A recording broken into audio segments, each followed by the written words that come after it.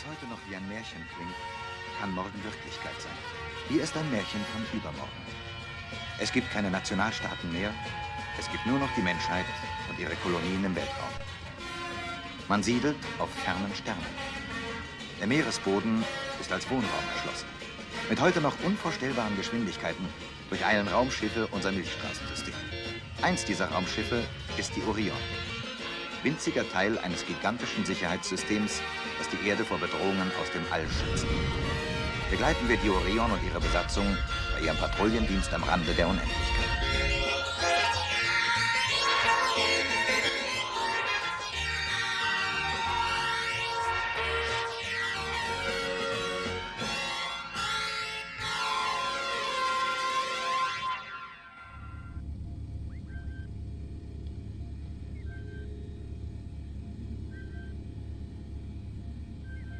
Objekt zeichnet, Ziel erkannt.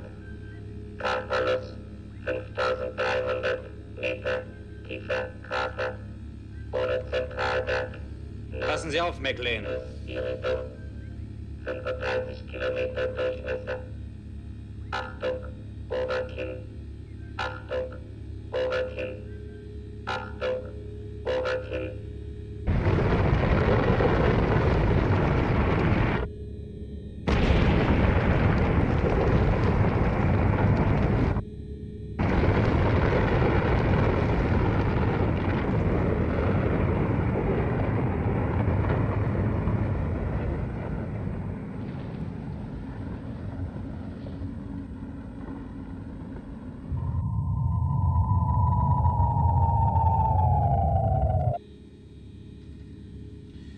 Der Krater ist mindestens 50 Mal so groß.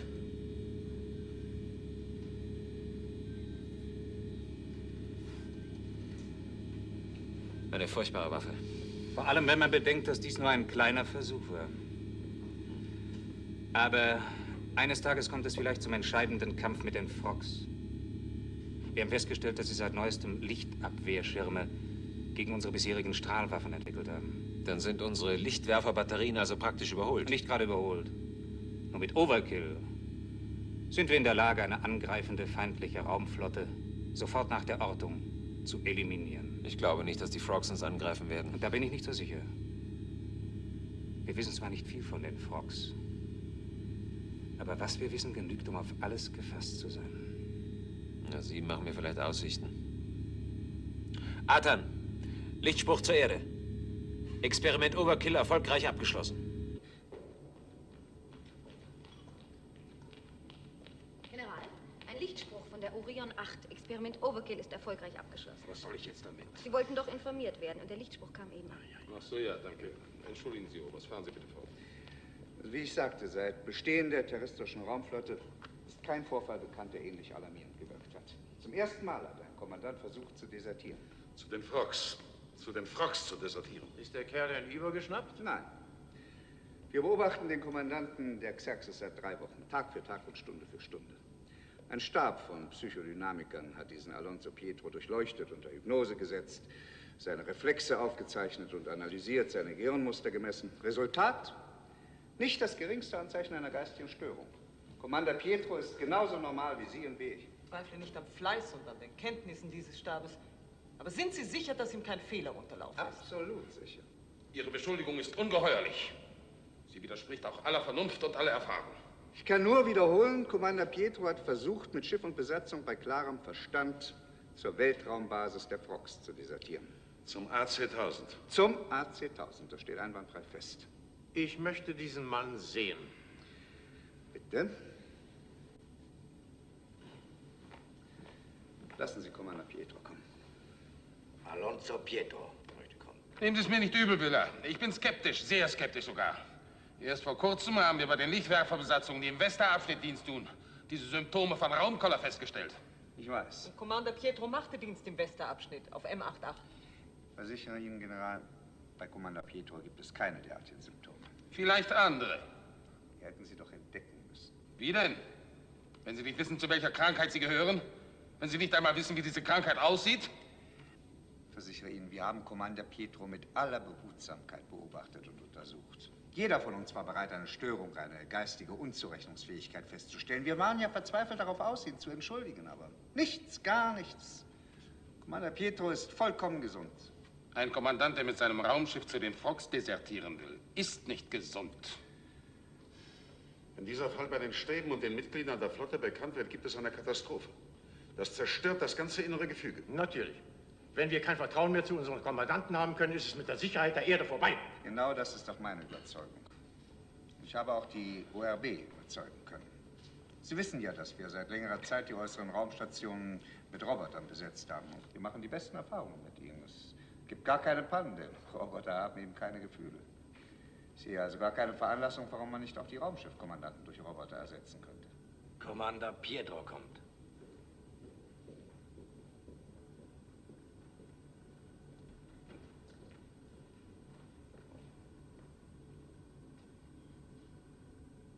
Pietro? Was haben Sie uns zu sagen? Nichts. Ihr Raumschiff war doch auf AC-1000 programmiert. Ich weiß von nichts. Sie können einen Stiefel vertragen, das muss Ihnen der Neid lassen. Haben Sie das bei McLean gelernt? Ja. Wenn man vom Teufel redet.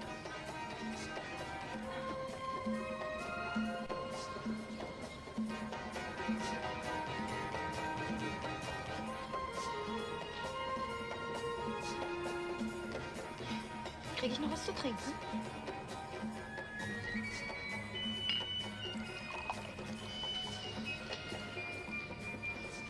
Aber Sie können mir doch sagen, was bei der Sitzung herausgekommen ist, General. Sie war geheim, das wissen Sie doch. Ja, ich weiß. Es interessiert mich persönlich. Ich kenne Pietro seit 8 Jahren. Gut. Ich kann es einfach nicht fassen, was man über ihn erzählt. Ist aber so, Cliff. Keiner von uns wollte es glauben. Bis Pietro gestand, dass er die Xerxes den Frogs ausliefern wollte. Ein richtiges Geständnis. Xerxes machte Dienst im Westerabschnitt auf M8812, auf unserer äußersten Station. Ja, dort soll ich jetzt Overkill einrichten, General. Und auf K16. Die Werferstationen sind exponiert. Wir brauchen dort die wirkungsvollste Abwehr. Falls die Frogs einmal angreifen, deshalb. Warum sind Sie denn plötzlich so nervös? Ach, ich bin überhaupt nicht nervös. Naja, immer wenn McLean in die Nähe kommt. McLean. Habt ihr überhaupt kein anderes Thema mehr als McLean? Sie haben doch angefangen damit. Ich? Wir wollen uns amüsieren, ja? Gut. Reden wir über Sie? Mhm. Man hört, Sie seien eine ziemliche Schreckschraube. Nicht so laut. Da muss ich doch nicht noch mehr rumsprechen. Außerdem bin ich nur dienstlich. Da muss ich Ihnen recht geben. Im Augenblick jedenfalls. Ah, wenn man beim Geheimdienst ist, hat man schnell einen schlechten Ruf.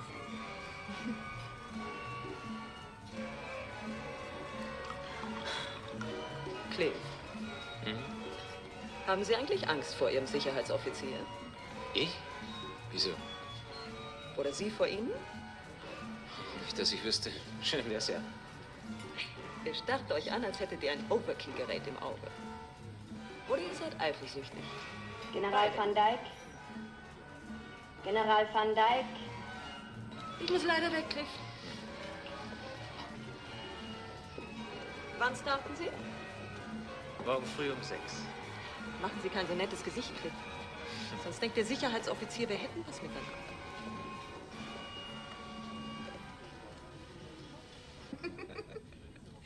Na, haben Sie noch einmal den Stoff dieses Lehrgangs mit ihr durchgekaut? Nein, Major, das nicht gerade. Das hätten Sie aber tun sollen. Man kann Leitsätze gar nicht genug befüllen. Dann will ich Sie mal abhören. Wie kommen Sie denn auf die Idee, Übrigens, dass Sie wir sollen sich sofort bei General van Dijk melden. Wieso? Ich gehöre doch gar nicht zum Kommando des Generals. Tja, ich soll es nur ausrichten. Ein Sonderauftrag oder was weiß ich. Wird ja nicht so schlimm sein. Also auf Wiedersehen. Auf bald. Ich drücke Ihnen die Daumen. Na dann, auf Wiedersehen. Wiedersehen. Es macht ihm wohl auch noch Spaß, einen jungen Offizier reinzulegen. Ach, wir waren alle mal jung, sind alle mal reingelegt worden. Das gehört mit zum Training. Na, ich weiß nicht. Übrigens, der Abschied von Ihrem General, der ist Ihnen ja sichtlich schwer gefallen, ne? Na, Sie haben es gerade nötig. Sitzen hier rum und flirten, dass die Gläser zerspringen. Na, und Sie? Ich hatte eine dienstliche Besprechung mit dem General, wenn Sie es ganz genau wissen wollen. So kann man es auch nennen. Außerdem haben Sie hier keine Befehlsgewalt, Commander. Es geht Sie überhaupt nichts an, warum und mit wem ich im Casino sitze. Es geht mich schon etwas an, rein persönlich. Das haben Sie nur nicht begriffen. Sagen Sie, was fällt Ihnen eigentlich ein? Ja, ist ja gut. Regen Sie sich doch nicht auf. In ein paar Tagen haben wir sowieso alle den Raumkoller. Wieso den Raumkoller? Ja, sowas holt man sich auf M8812. Jedenfalls alle, die bisher dort waren. Der General hat es mir gerade gesagt. Und wir werden jetzt hier keine Ausnahme machen. Auf M8812 schnappt niemand mehr über. Ihr General ist nicht ganz auf dem Laufen. So. Seit 3 Monaten tun da nur noch Roboterdienst. Was, den Konservenknöllche? Ja. Das hat mir gerade noch gefehlt. Geheime GSD-Sache. Da steckt bestimmt Ihr Chef dahinter. Warum kümmert er sich eigentlich nicht um seinen eigenen Kram? Hat der Sicherheitsdienst keine anderen Sorgen? Oh, doch. Ihre Gesundheit. Was heißt denn das nur wieder? Wegen der früheren Fälle von Weltraumkoller begleitet uns morgen ein Arzt. Was denn? GSD-Order. Über meinen Kopf hinweg? Ja. Was geht den Sicherheitsdienst? Oh, bitte regen Sie sich nicht auf. Ich habe den Auftrag, Sie davon in Kenntnis zu setzen, Commander. Jetzt reicht's mir langsam. Ich nehme meinen Abschied. 8, 7, 6, 5, 4, 3, 2, 1, 0.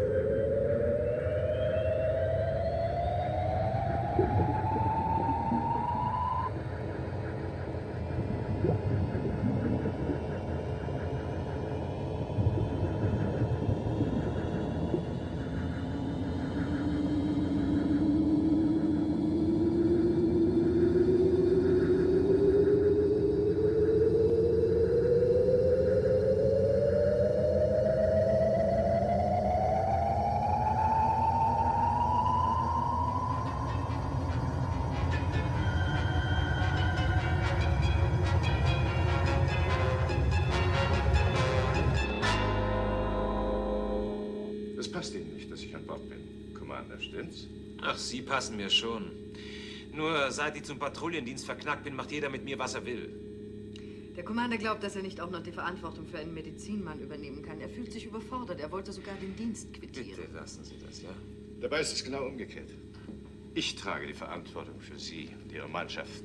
Offiziell jedenfalls. Ich mache Ihnen einen Vorschlag. Wir machen es gemeinsam. Wir passen aufeinander auf. Dann fällt es keinem so besonders schwer. Einverstanden? Einverstanden. Wissen Sie, Herr Professor, wir haben nämlich gedacht, wir kriegen ein kleines gelehrtes Heinzelmännchen an Bord. Sie sind Und doch Gehirnspezialist, nicht wahr? Ja. Schöner Beruf. Wie man es nimmt. Abenteuerlich jedenfalls. Fast wie der eines Raumschiffkommandanten. Ein paar Unterschiede wird's da wohl noch geben. Haben Sie von dieser Geschichte mit Pietro Alonso gehört? Ich habe die Berichte gelesen. Und? Was halten Sie davon? Steht nicht viel drin. Nichts, was einem auf eine Spur bringt. Ist ein Rätsel. Wieso? Ich denke, Pietro hat gestanden. Was heißt das schon? Außerdem sind die Untersuchungen noch nicht abgeschlossen. Man nimmt eine Desertion aus freiem Willen an. Ach, die sind ja verrückt. Warum wäre das nicht möglich? Die Fox existieren ohne Sauerstoff. Es wäre sein sicherer Tod gewesen. Das wusste er, McLean. Sie kannten doch Pietro. Ja. Glauben Sie, dass er sterben wollte? Ach, keine Sekunde, glaube ich doch. Irgendetwas in seinem Hirn muss sich verändert haben. Was, das konnte man bisher nicht herausfinden. Und wie? Das ist der Grund, warum ich jetzt auf der Orion bin. Dann sind wir wohl Ihre Versuchskaninchen. Sozusagen, ja. Na, Sie haben vielleicht Humor, Mann.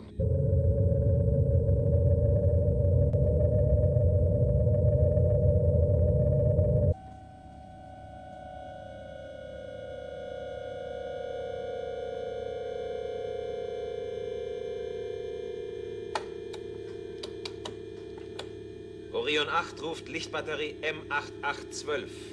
Wir setzen in 4 Minuten auf den Meteoriten auf. Landeautomatik und Sauerstoffversorgung ein.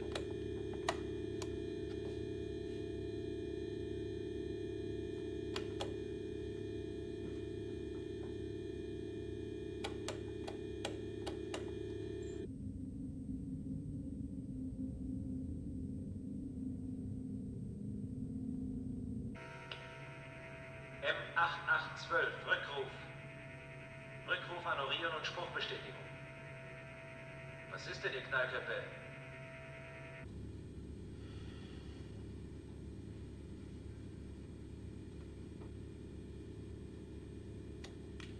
Orion 8 an M8812. Landeautomatik und Distanzmesser ein. Vollzugsmeldung an Orion. Mario, was ist los? Kannst du mir erklären, warum die Roboter nicht antworten? Die schlafen sich aus. Stimmt was nicht, Commander? Keine Ahnung. Hallo? Orion 8 an M8812. M8812. Rückruf.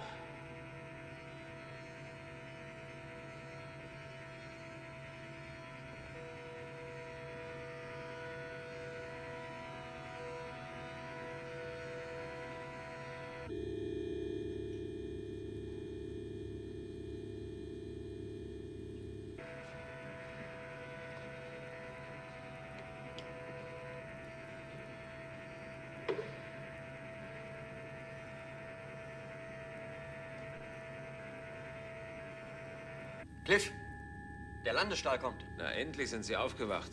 Jetzt möchte ich nur wissen, was die in Aktion gebracht hat. Können wir jetzt landen? Ja, haben Sie Angst? Ein bisschen ungewohnt. Na, Sie haben 36 Tage Raumfahrt gut überstanden, da wird Ihnen auch die Landung nichts ausmachen. Kommandant an Antrieb und Maschine.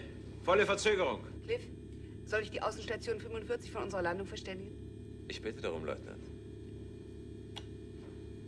Maschine an Kommandant. Fertig zur Landung.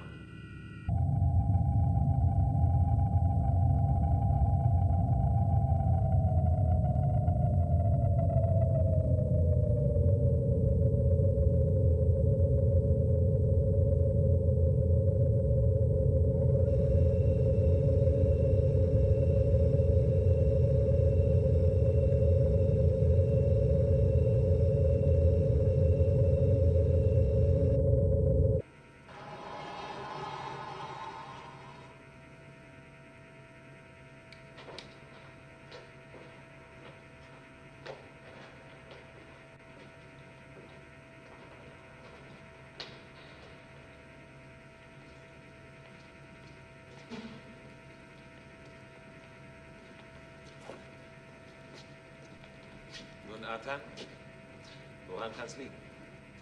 Keine Datenverarbeitung. Wahrscheinlich sind sie reaktionsmüde. Sie geben keinen Laut von sich. Kein Lagebericht, nichts. Roboter dieser Bauart werden nur in vorgeschobenen Außenstationen eingesetzt. Sie gelten als besonders zuverlässig und haltbar. Tja, aber nicht als besonders freundlich. Sonst würden Sie uns jetzt begrüßen. Wenn ich nur mehr von den Dingen verstehen würde. Das ist eine neuartige Konstruktion, mit der ich noch nie zu tun hatte. Und du, Arthur? Ich weiß nicht einmal, wo die Sperre sitzt. Versuchst du mal hier?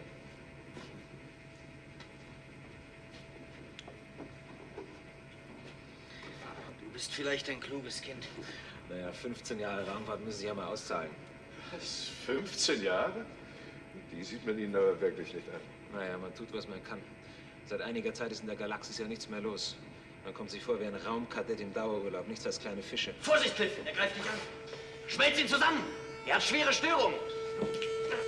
Verdammt nochmal! Ist ja verrückt geworden!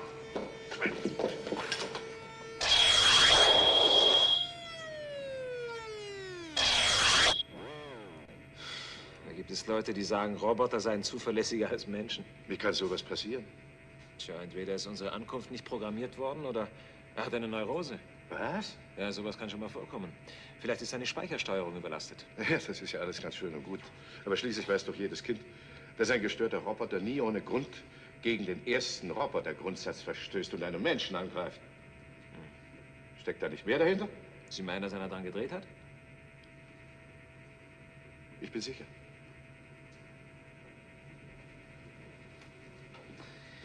Hast du? Dann schaff den Kameraden mal beiseite.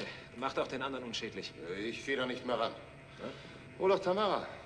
Die war neulich bei Rott auf einem Roboterlehrgang. Ah, das ist eine gute Idee. Commander McLean an Orion. Orion, bitte melden. Hier Orion, Leutnant Jagelowski. Hören Sie mal, Leutnant, haben Sie da neulich auf Ihrem Kursus auch die neuen Androiden durchgenommen? Ich meine Gamma 7. Tja, das sind die zuverlässigsten Burschen, die ich je gesehen habe. Dann kommen Sie mal rüber und schauen sich die Burschen genauer an. Leutnant Sieg Björnsen übernimmt die Raumüberwachung für Sie. Helga, Hat sich H5 schon gemeldet? Nein. H5 gibt keinen Laut von sich. Versuch's doch mal mit Olaf 1. Habe ich bereits. Und? Olaf 1 meldet sich auch nicht. Glauben Sie immer noch an eine technische Panne? Was sonst? Die Roboter haben eine unerklärliche Neurose. Mit H5 kriegen sie keine Verbindung und Olaf 1 meldet sich nicht mehr. Ja, die auf Olaf 1 haben Wichtigeres zu tun. Für die sind wir kleine Würstchen, die ein bisschen hier herumbasteln.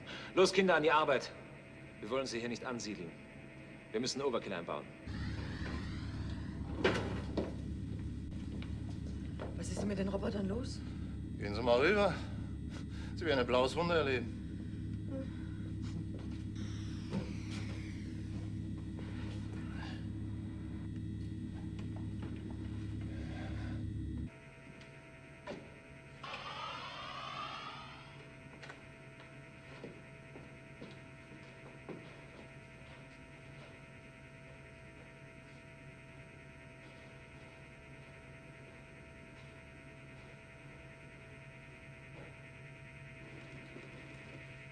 Was ist los, Commander?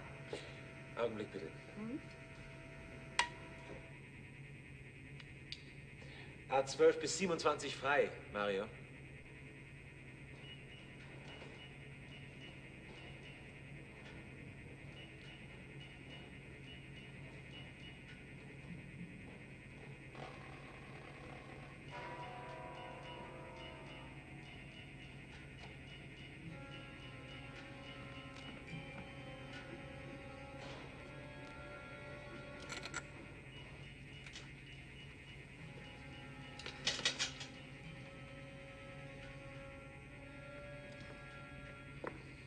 Lass mich mal.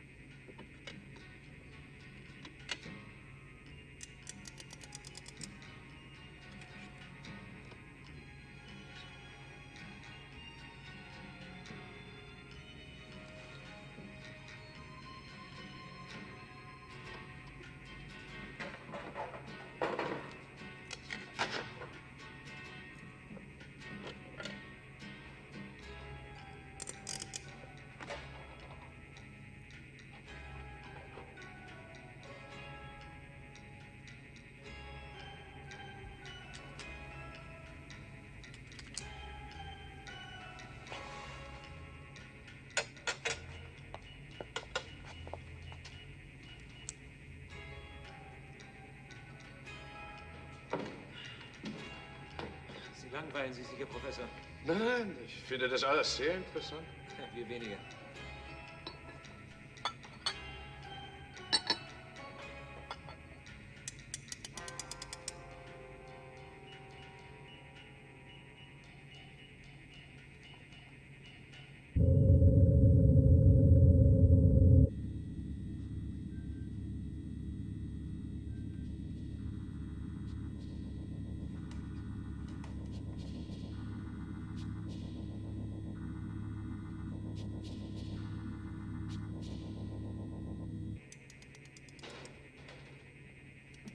Können wir mit den Kontrollen beginnen? Sofort, ja. Wir müssen noch die Sektoren koppeln. Genau.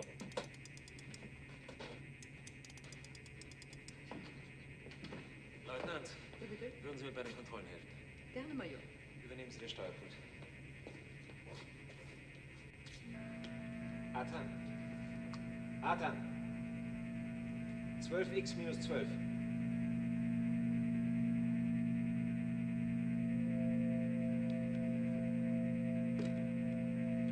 Sektor 2 gegen 12.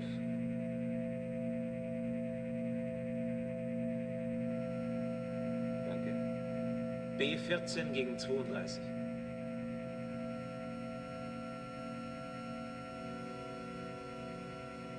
Gut, danke. A47B minus 3. Ja, gut, danke. Gamma 17 minus Delta 4.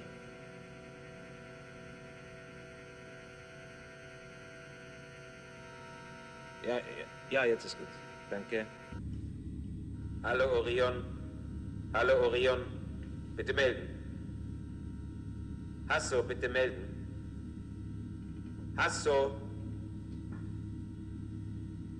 Hasso, pennst du? Meld dich doch, was ist denn los? Hasso! Bist du's, Cliff? Ja, was ist denn los? Wir arbeiten uns hier zu Tode und du schläfst? Entschuldige, ich bin ein bisschen eingenickt. Seid ihr fertig? Ja, Overkill ist eingebaut. In einer Stunde starten wir nach K16. Du kannst schon den Kurs programmieren. Ist gut, Cliff.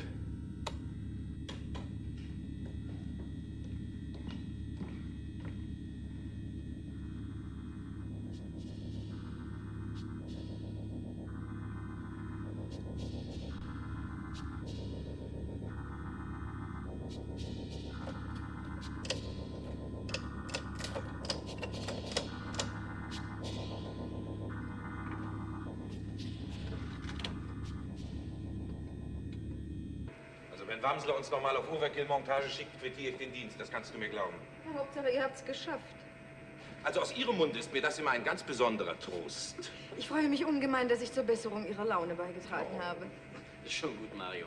Auf nach K16 zum nächsten Overkill. Ja, aber erst wird man doch wohl ein paar Stunden pennen dürfen, nicht wahr? Ist schon genehmigt, Mario. Dankeschön. Helga, du kannst auch abschwören. Tamara, setzen Sie die Roboter in Funktion. Ja.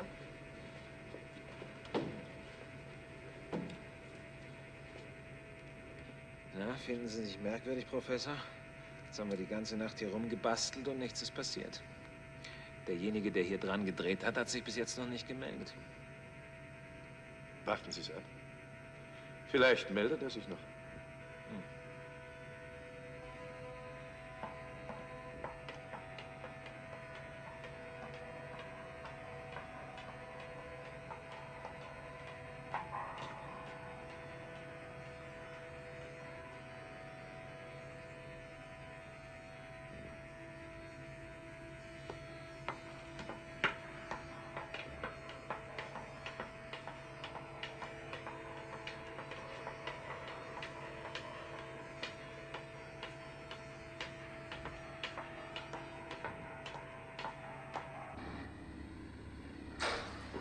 Die ganze Nacht habe ich an dem Ding herumgebastelt. Das ist eine Schweinerei, was die einem alles zumuten. Und jetzt noch ein Overkill einbauen. Du, das halten meine Nerven ja nicht Du mehr wirst aus. schon überstehen. Was ist denn mit dir los? Geht's dir nicht gut? Wieso? Warum soll es mir nicht gut gehen? Ich dachte nur so. Ich sage dir, das ist eine Schweinerei. Aber das nächste Mal werde ich denen einfach sagen, passen Sie auf. Alles in Ordnung? Ja, alles in Ordnung. Was ist, bist du müde? Ich müde? Wie kommst du denn darauf? Ich weiß nicht, du siehst so abgespannt aus. Ich abgespannt, aber ganz und gar nicht. Na, dann ist es ja gut. Wir machen uns fertig zum Start. Ja, ist in Ordnung. Tut mir leid, dass wir Ihre kostbare Zeit umsonst in Anspruch genommen haben. Wieso umsonst? Es ist gar nichts passiert. Kein Raumkoller, keine Frogs, keine Desertion wie bei Pietro. Sagen Sie das nicht zu früh. Unser Auftrag ist noch nicht erledigt. Ja, allerdings. Und seien Sie doch froh, wenn Sie keinen Ärger haben. Ja, bin ich auch. Nur solange mit uns nichts passiert, gilt Alonso Pietro als Verräter und Deserteur. Und das will einfach nicht in meinen Kopf. Artan, können wir? Noch nicht, bin gleich soweit. Tamara soll den Kampfstand übernehmen. Das Kind Mario muss schlafen.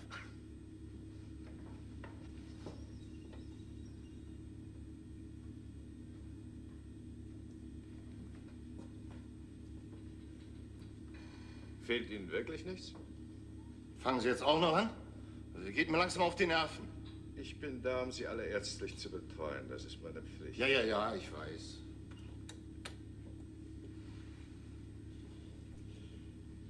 Sie haben die ganze Zeit den Computer beobachtet. Ja, was denn sonst? Ist Ihnen da etwas Besonderes aufgefallen?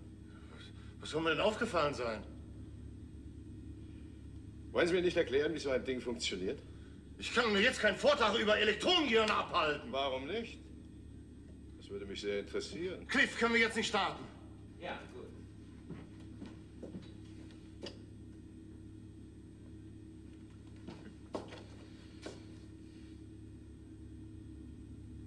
Das ist doch...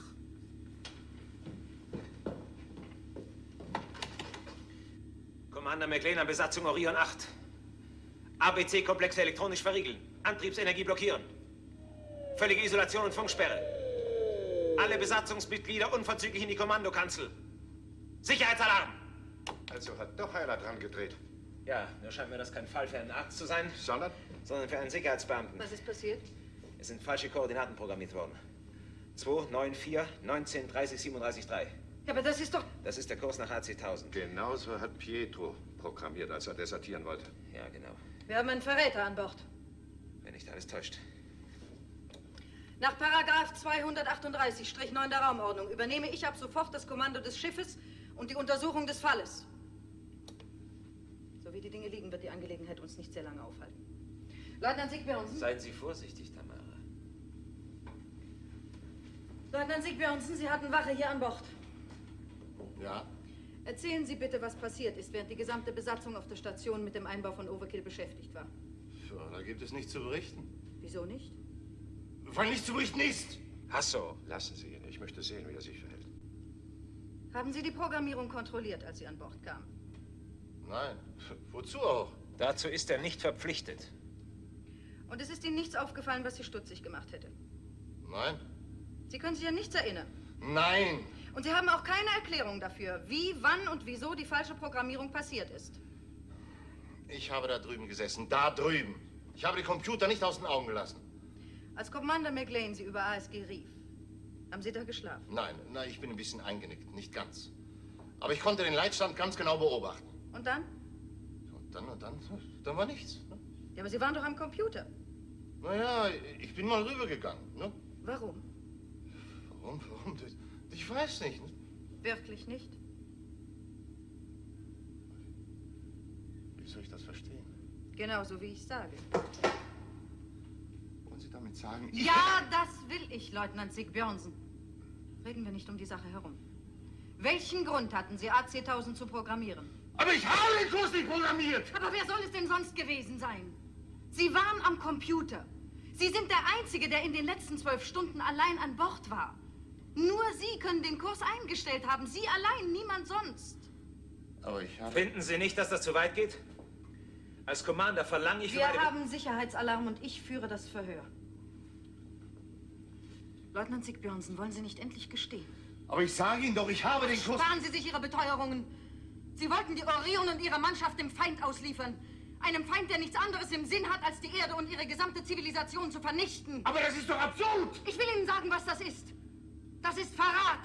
Gemeiner, abscheulicher Verrat. Jetzt hören Sie mal zu, Tamara. Bitte unterbrechen Sie mich Ich nicht. fahre mit diesem Mann seit 10 Jahren auf dem gleichen Schiff. Ich kenne ihn besser als mich selber. Aber wer soll es denn sonst gewesen sein? Interstellare Lebewesen? Vielleicht die Frogs. Die sind ja immer sehr beliebt als Sündenböcke, nicht wahr, Commander? Sie sehen, es hat keinen Sinn, an irgendwelche interstellaren Machenschaften zu glauben. Tamara, ich bitte Bitte Sie... lassen Sie mich vorbei.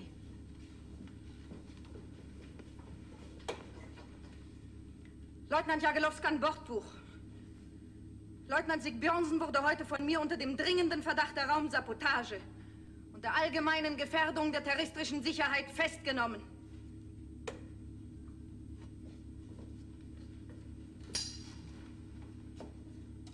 Ich muss Sie leider paralysieren. Das kommt überhaupt nicht in Frage. Laut Sicherheitsverordnung 59 müssen Mitglieder der Raumstreitkräfte, die unter dem dringenden Verdacht der Raumsabotage stehen, sofort paralysiert werden. Noch bevor das Sicherheitsamt eine Untersuchung einleiten kann. Zuvor sind sämtliche Waffen und das HSG einzuziehen. Ihre Waffe bitte.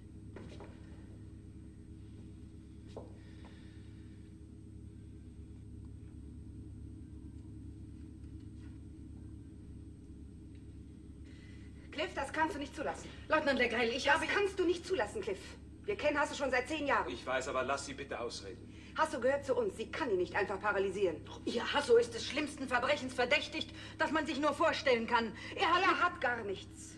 Es gibt nicht den geringsten Beweis dafür. Sie wollen sich doch nur wichtig machen. Sie wollen nur Ihre gekränkte Eitelkeit, Ihre Komplexe und Ihre Hassgefühle abreagieren. Also wer hier welche Gefühle abreagieren will, Und das lassen wir dafür ist Ihnen dahingestellt sein. jedes Mittel recht. Für Ihren Ehrgeiz und für Ihr gekränktes Selbstbewusstsein opfern Sie sogar einen Unschuldigen.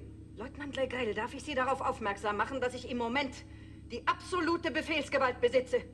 Ich bin jederzeit in der Lage, jede Form defätistischer Betätigung sofort zu unterbinden. Im Übrigen ist die Schuld Leutnant Sigbjörnsens so gut wie erwiesen. Und wieso, wenn ich fragen darf? Weil er der Einzige war, der in der fraglichen Zeit hier an Bord war. Das ist nicht wahr. Nein? Nein, es war noch jemand da. Waren Sie etwa mit ihm zusammen? Cliff, vor Hasso war noch jemand an Bord. Wer? Allein, unbeobachtet. Er kann es genauso gut gewesen sein wie Hasso. Wer, Helga? Leutnant Jagelowski. Ja, richtig, das stimmt. Und wie das stimmt? Sie hatten die Raumüberwachung, bevor Hasso Sie ablöste. Warum sind Sie weniger verdächtig als Sieg Björnsen? Als ich von Bord ging, waren diese Koordinaten noch nicht eingestellt. Das sagen Sie. Haben Sie sie kontrolliert? Selbstverständlich. Können Sie das beweisen? Haben Sie einen Zeugen? Keinen also. Dann muss Commander McLean Sie wegen dringenden Verdachts der Raumsabotage festnehmen und paralysieren. Sie werden sich sehr hüten. Glauben Sie vielleicht, ich habe Angst vor Ihnen? Laut Sicherheitsparagraf 291. Ach, hören Sie doch endlich auf mit Ihren Paragraphen. Sie sind genauso verdächtig. Es müsste in Ihrem Interesse liegen, dass die Angelegenheit genau untersucht wird. Genau und exakt. Also? Aber was wollen Sie denn von mir? Ich bin Sicherheitsoffizier. Was spielt denn das für eine Rolle? Da Commander McLean nicht bereit ist, sich mit Ihnen anzulegen, geben Sie mir Ihre Waffen. Bevor ich Ihnen meine Waffen gebe, muss ich Was müssen Sie? So kommen wir nicht weiter. Es hat keinen Zweck, uns gegenseitig zu verdächtigen. Nur weil wir eine Entdeckung gemacht haben, für die wir keine Erklärung finden. Also für mich ist die Sache ziemlich klar. Für mich nicht. Überlegen Sie einmal genau. Da sind die Koordinaten der Fox ohne Befehl des Kommandanten programmiert worden. Da sind zwei von uns verdächtig. Leutnant Sieg Björnsen und Leutnant Jagelowski. Wenn wir von der Voraussetzung ausgehen, dass keine anderen Ursachen als Verrat in Frage kommen, ist gegen diese Verdächtigungen selbstverständlich nichts einzuwenden. Aber denken Sie doch mal an die seltsamen Vorgänge auf M8812, an die gestörten Roboter, an den Ausfall von Olaf 1 und H5. Könnte es keine anderen Ursachen geben als Verrat? Ursachen, die...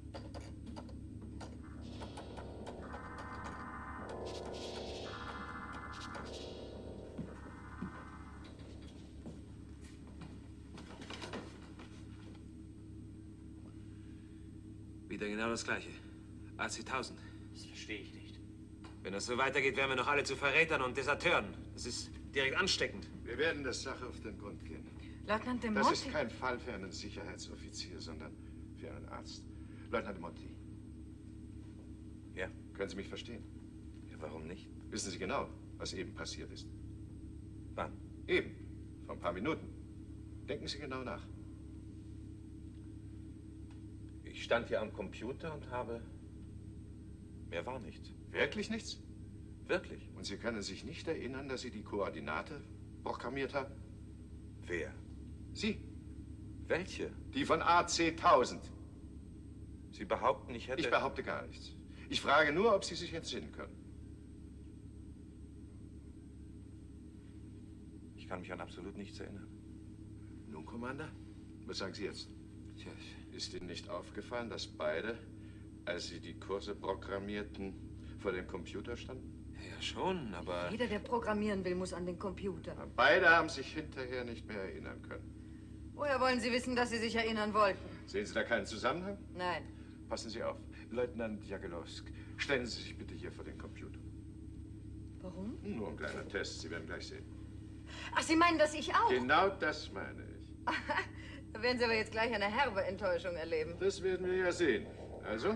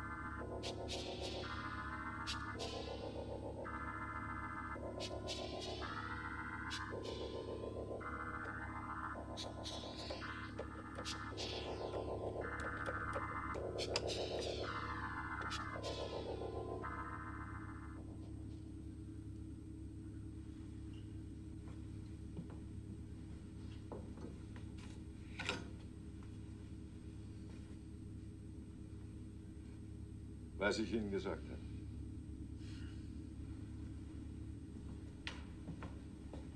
Nun, Tamara?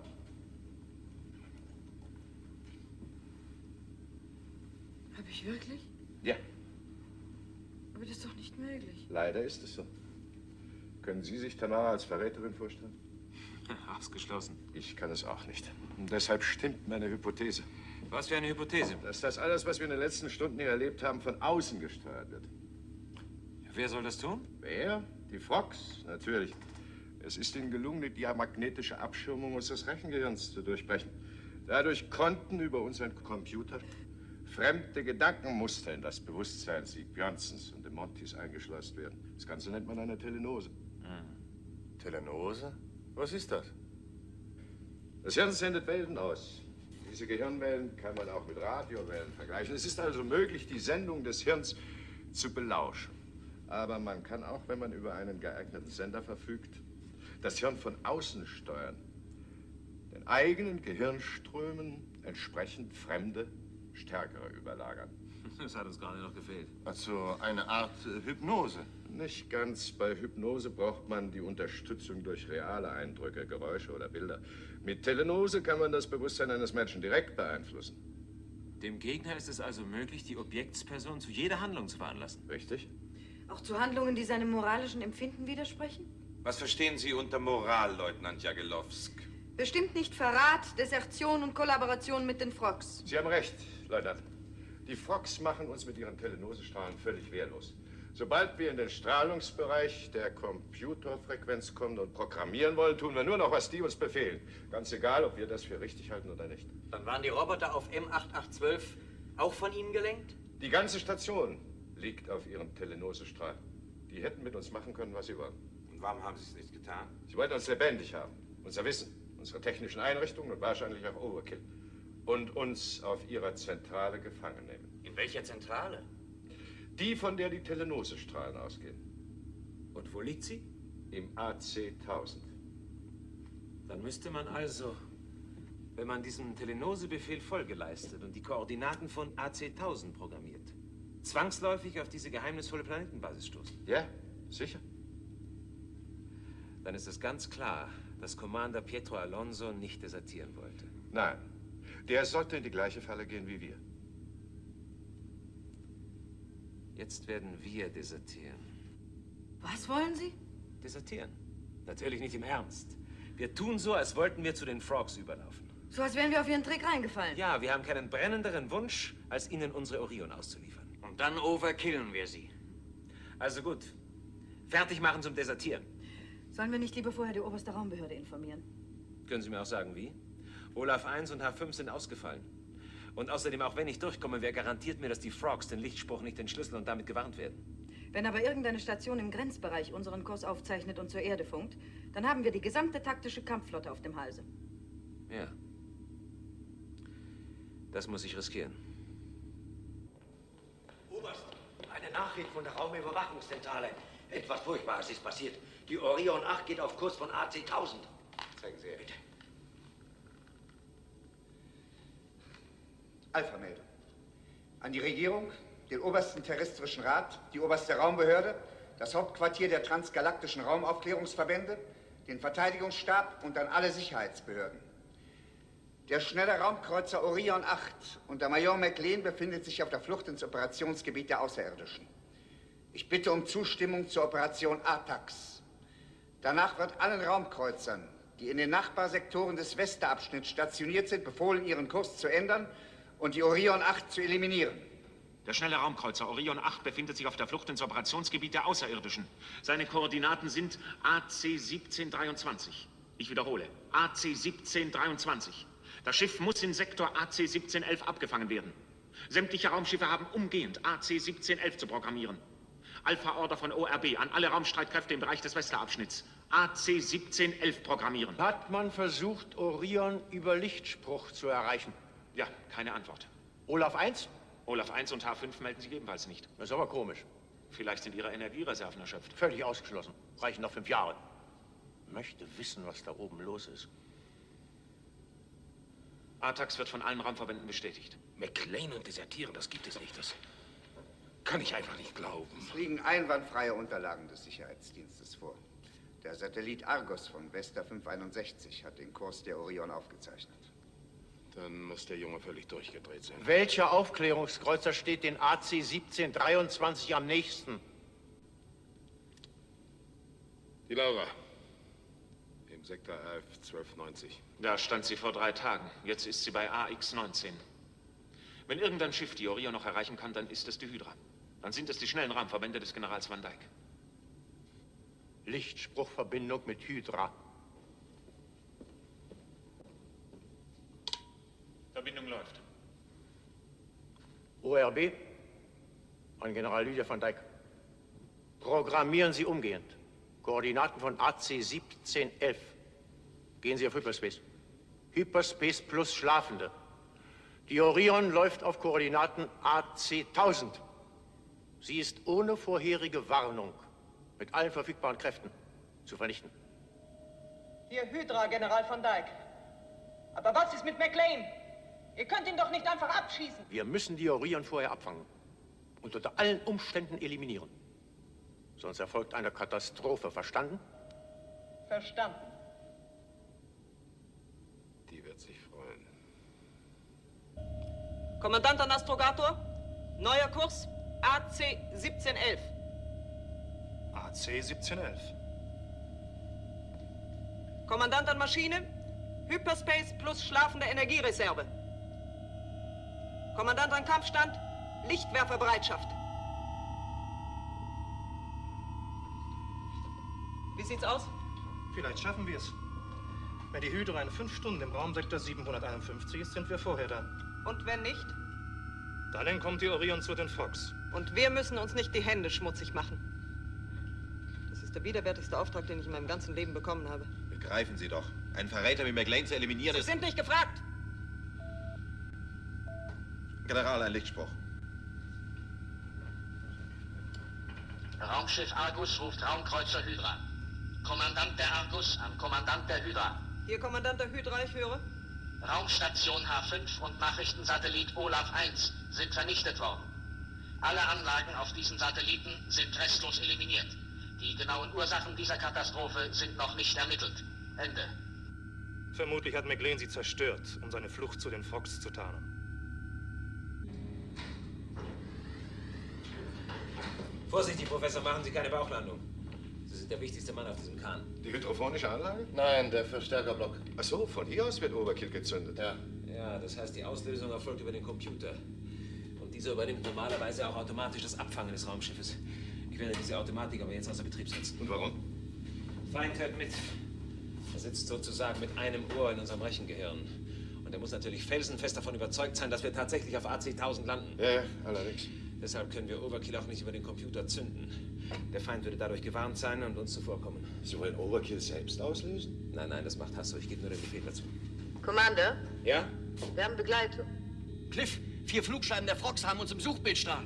Wir bekommen über die Impulsatoren eine ziemlich klare Zeichnung von ihnen. Glauben Sie, dass wir sie mit unseren Werfern erreichen können? Um Himmels Willen, macht bloß keinen Blödsinn. Sie überwachen unseren Anflug. Und vergesst nicht, hier sind lauter Idioten an Bord. Wir dürfen überhaupt nicht reagieren. Verstanden, Nathan? Ja. Cliff, es sind bereits 7.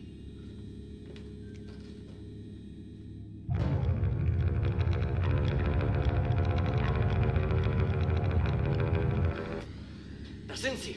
Am liebsten würde ich sie... Eliminieren, ich weiß, aber reiß dich zusammen. Wenn Sie den leisesten Verdacht schöpfen, ist es aus. Wie lange noch? Wenn wir die Geschwindigkeit durchhalten, sind wir in 1 Stunde im AC 1711.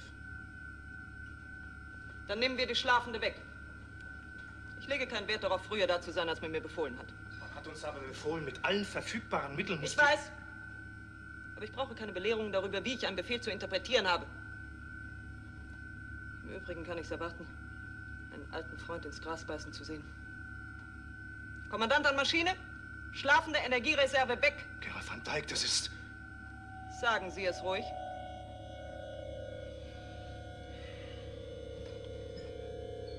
Raumüberwachung an Kommandant. Unbekannte Flugobjekte. Sie halten Kurs direkt auf uns. Haben Sie Funkkontakt?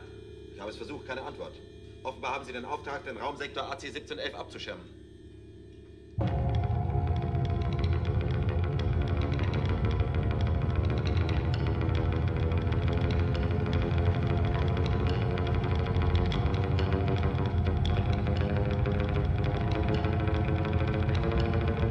General, geben Sie doch endlich die Lichtwerfer frei.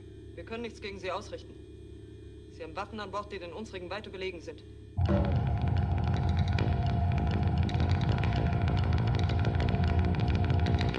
Kommandant an Maschine und Antrieb. Hyperspace plus schlafende Energiereserve. Rücksturz zur Erde. General, Sie sind... Vollkommen wahnsinnig, ich weiß. Und ich wiederhole. Rücksturz zur Erde.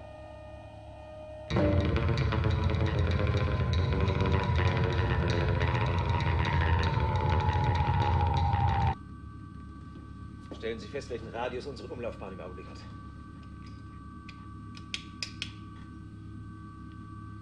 $960.000.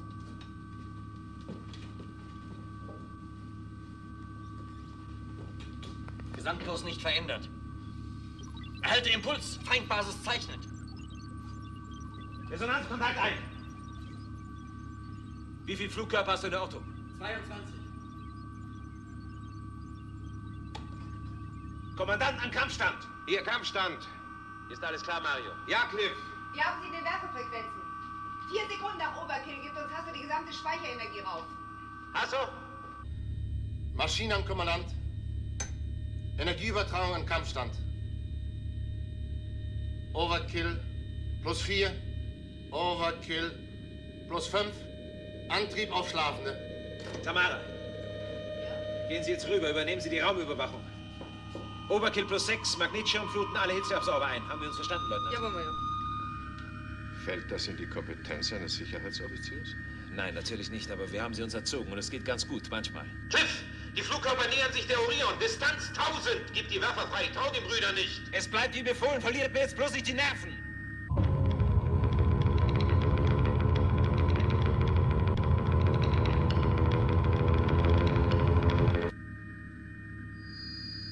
Es ist die Basis, Cliff. Entfernung? 384.000 Kilometer. Dann sind wir gleich soweit.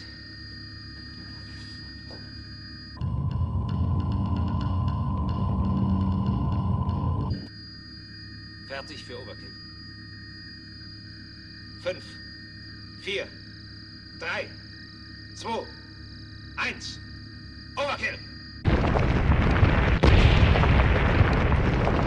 Ihre Basis bricht auseinander.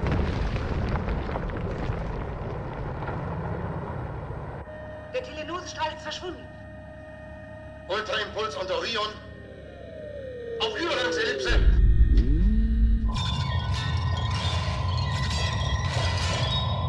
Wir sind getroffen. Generator 3 und 4 ausgefallen. Gib die Automatikreiche Overkill auf die feindlichen Flugkörper. Programmiere so schnell du kannst. Sie haben ein Kraftfeld gegen uns errichtet. Verstärken Sie unseren Magnetschutzschirm und versuchen Sie genau Sie das. verwenden Disruptorstrahlen gegen unsere Absorber. Sie treffen außen los. Objekt Zeit, Ziel erkannt. Achtung! Overkill!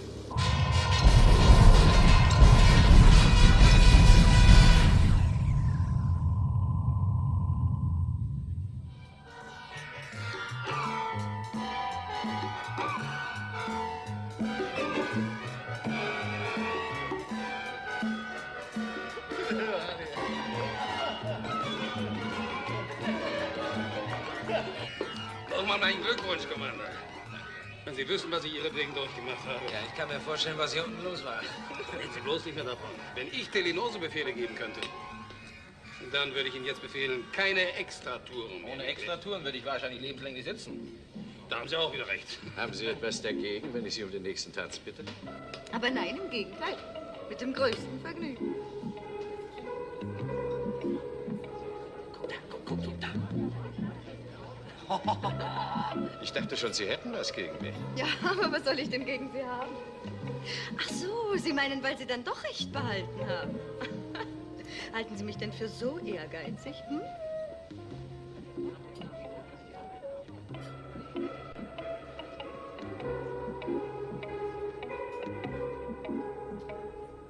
Sie scheint dir ja großen Eindruck zu machen. Wer? Ach so. Es geht. Hast du eigentlich keine Angst, dass ich auch mal desertieren könnte? So was würdest du übers Herz bringen? Ohne mit der Wimper zu zucken. Dann müsste ich allerdings unserem Sicherheitsoffizier Meldung machen und der versteht in solchen Dingen, wie du weißt, gar keinen Spaß. Cliff, du bist und bleibst ein Schuft.